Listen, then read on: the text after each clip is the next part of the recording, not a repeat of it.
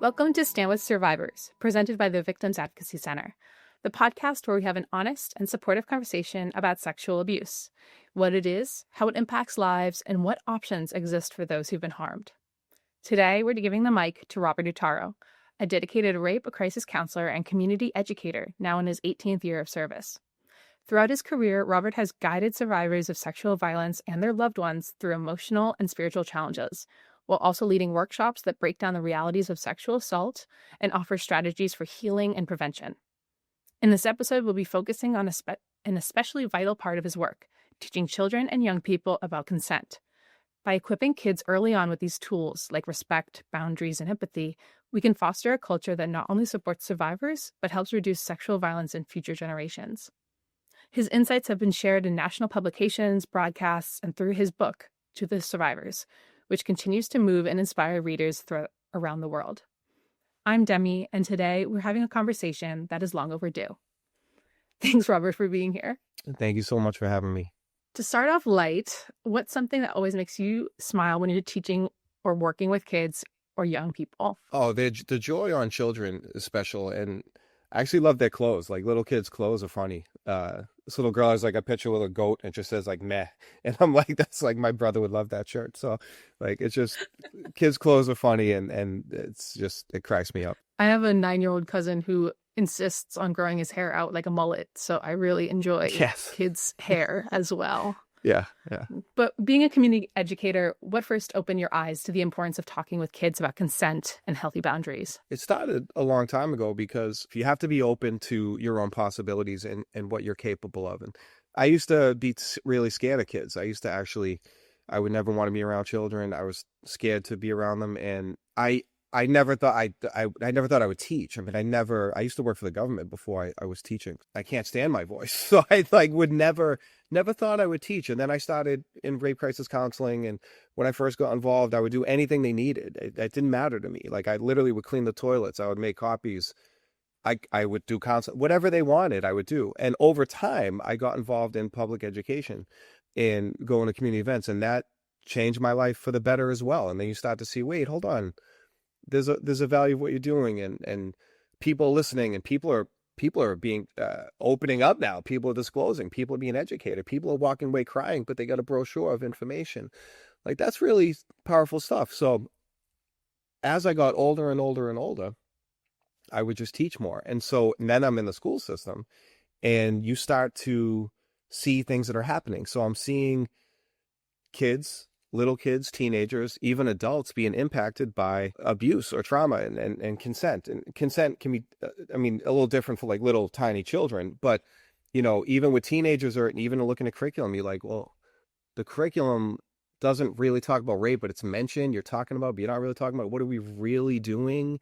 These kids, are they really getting education on this? And over time, people would find out what I do. And sometimes schools would invite me to come and speak. And so I would lead trainings. I would work with people. I love working with students. There's some students that are really passionate about this, and it's pretty cool to like work with teens that care about this and kind of help them in what they're trying to get out, and then even guide them into, hey, what do you really want to do? Like, do you want to be like a medical advocate? Like, do you actually want to be in a hospital where someone comes and you can be with them? That's incredible. So here's how you can do that. Do you want to be on a hotline? Do you want to just do this project now and never think of it again? So working with students and working with teachers is really cool. It's a fun part of the work. And also there's just a need for it. I wish there wasn't, but there is. The word that comes to mind when you've been talking about your experience coming into this, like, community educator and also health educator job, is like, it's so organic. Like, you started from not knowing what exactly you wanted to do, and then it flourished and it grew into something that helps people and helps kids get educated. So I think that only happens when you're so passionate and when you're so involved in these kinds of experiences. So that's amazing. I tell my students when sometimes the kids just won't stop talking, right? And so I'll engage with them. I'm like, let's discuss. Let's have a YouTube station right now. Let's just talk.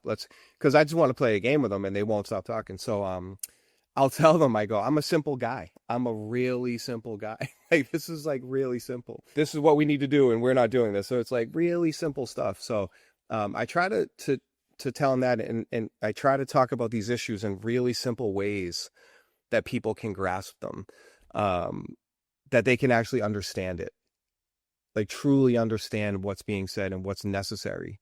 Not, we don't have to write the greatest novel. We don't have to speak for 30 minutes of kids. We don't have to do that. We just need to really listen to them, acknowledge things. And also, when they say something really stupid or really hurtful, when they do something, is to intervene. And there's a lot of fear in schools. There's just a lot of fear amongst teachers and administrators and parents that they might not intervene or really have a real conversation around these topics because for a variety of reasons. I guess then how, in your experience, have you seen that kids or teens understand the concept of consent?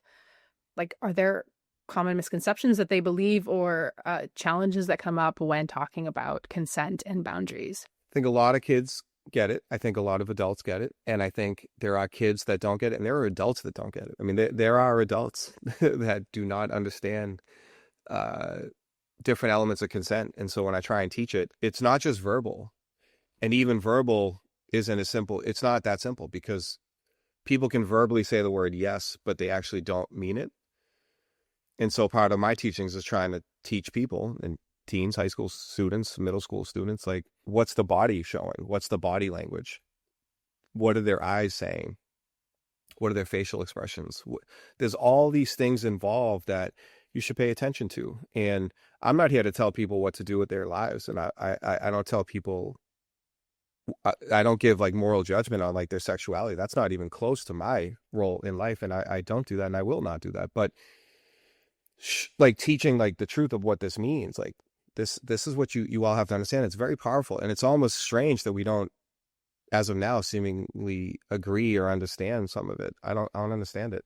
And I don't get why more schools wouldn't really make it an active part of curriculum and really like, but again, some people are scared to even talk about it. And if, they're scared that they might say the wrong thing or they might get in trouble, parents might get mad at them, like whatever it might is. I am who I am. So I joke. I said, fire me if you want. I'm not going to say this if like you give me a job as a teacher, like, I don't know what you're talking about. So that leads into my next question is to like many people feel uncomfortable or unsure about how to approach, especially teaching kids about consent.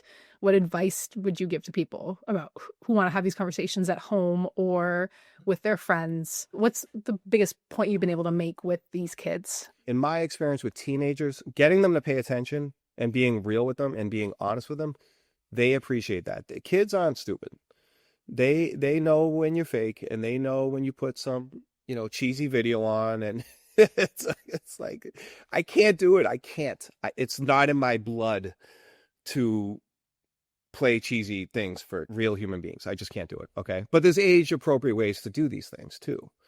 So, in my experience, they really value you being real with them. A lot of kids, just because they're not speaking doesn't mean they're not listening. It doesn't mean that they're not getting it. So a lot of kids are actually, in my experience, very appreciative that we would give time and real conversation on these topics, because some of these kids already know what it is. Some of them have experienced it themselves, and some of them might know someone who's experienced it. So they're very appreciative that we have these conversations, and some of them might think it's a joke and they don't really listen.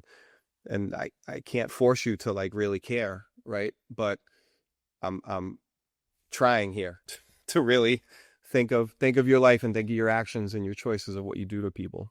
And how does that differ from teens? And I understand that you've done like college workshops and stuff like that. So from the teenager to the college level, what's the main difference between the two?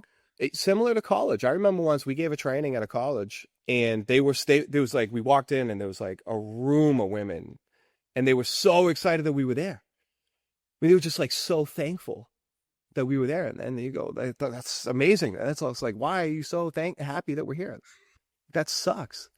Like, do you know what I mean? Yeah. So actually one difference is age, even age of consent, right? The age of consent is different in different states. Okay. I live in Massachusetts. So the legal age of consent is 16. And I talk with 13 and 14-year-olds about this. I'm like, legally you're not actually able to have sex in the eyes of the law. Whether two 14-year-olds can have consensual sex is a different question. We can engage in that question if you want to engage in that question, but by the eyes of the law, you can't. And I think it's really important for high school kids to understand that when you have younger students with older students, and maybe they have a consensual relationship, but if they're having sex and someone's 15, it's actually statutory rape. So I think that's important for people to know. And college is different in the sense of, I mean, there are kids that drink in high school, obviously, but the college environment is ultimately different. It's just a different environment. So hopefully preparing kids for college to the best of our abilities is really important. Some of the trainings I've given, I mean, I've had teachers say to me, I'm actually really concerned about these two kids, not for their emotional health, like they're suffering, more like I'm scared these kids are going to commit these crimes in college. And so part of my goal is to get through to them if I can. And I, of course, will never know. I'll never know. Speaking to your novel, To the Survivors, I feel like it focuses on the real story of the people you've spoken to. Do those stories have I don't want to say a greater impact on these teenagers, but in terms of like, are they able to internalize those stories that you present when you talk to them? So I don't talk about my book to my kids. I don't even tell my kids I do this unless it's like necessary, right? Because part of my role as a teacher in a public school system is not to bring in that I do rape crisis work and come check out my book. But there have been times kids have looked me up online. They go, "Wait, is this you?" I'm like, "How did you find that out? Why are you looking me up online?" And I've given free copies to kids and those that want it, teenagers that I believe can handle it, and it's all their choice. The vast majority of people have really appreciated it. And then you have that like one parent that's mad that you do it. I'm like, what are you mad about? Your kid's a real kid. You don't even know what they're listening. You don't even know what kind of music they're listening to. So you have actually no clue like what they're actually experiencing or what they're watching. You really don't know. And you get mad at me for what? And then a story will happen that sexual assault happened at the school like over the weekend, and then everyone starts to freak out. I'm like, and you're not seeing that connection. So I don't really talk, but what I have done, I think talking about consent's important, but what I have done is actually, I've given trainings on sadly, kids make rape jokes, and I've given trainings on why that is hurtful and how that can impact other people. And I have a woman, I know a rape survivor who, out of the kindness of her heart, wrote a letter to the kids. Everything's anonymous. So I would give the kids a copy of that letter, and I would read it to them. And so I'm like, I want you to understand what this one woman, I mean, there's there's billions, but what this one woman feels when you do this. And I found that, and then I would ask them can you write something back to her? You don't have to, I don't force them to, but if you want to give her a small little note of encouragement, something, and I mail it back to her. And that's part of the teachings I do. That's really impactful. That's really like, to be able to directly communicate with someone that has that message. Wow, that's awesome. In terms of healing and justice when facing sexual assault, how do those ideas connect to prevention, especially when we think about raising the next generation? So there are some that believe that if you're abused, you'll abuse. And that's true for some people. Now, what's fascinating about the majority of victims and survivors are women. They're female. But the majority of perpetrators are not women and female. So if we accepted that as true, then the majority of the perpetrators would be women and female. But that's not true. But it is true that some perpetrators have been abused themselves. Part of prevention is connected to healing, because if people heal themselves, I would argue they're less likely to commit acts of violence. It's people's lives that matter to me. It's not the criminal justice system. It's not getting convictions. It's them staying alive and them growing and healing in their life. That's the most important thing to me personally. Everything else can be important in different ways, but like that's like the most important thing.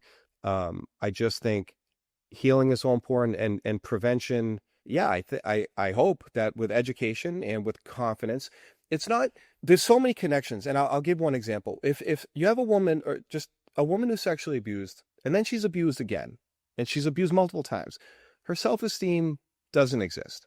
She has no confidence. She doesn't even know who she is. And she then ends up getting in a horrific marriage to an abuser. So the pain continues. There's no prevention now, because now you're actually being abused. Like you just somehow married the worst person possible for you. Right? That's one small story of like not healing, of how it can really play out in people's lives from childhood, from teenagers, all the way into adulthood. A successful, intelligent woman who makes good money with children lives in hell, like literally like lives in hell. And the more people can grow, can heal, can realize they're not at fault, I think the less likely they are to be in really bad situations, really bad relationships, and in hopes that that's prevention, because they're not being abused anymore. The healing comes from talking about it and eliminating that social stigma of you can't discuss what happened to you, and which is why these conversations are so important. And talking about it and being with a team, even in high school or college, if people go out and drink and they do their thing, it's like for everyone to be aware, like go have fun, be a kid, like do your thing, but be aware of what's happening, right? If your friend is like actually passed out or is incapacitated, you got to get her home. You know what I mean? Like you gotta, as a team, back to being a team, like be with each other. As a team, be with each other.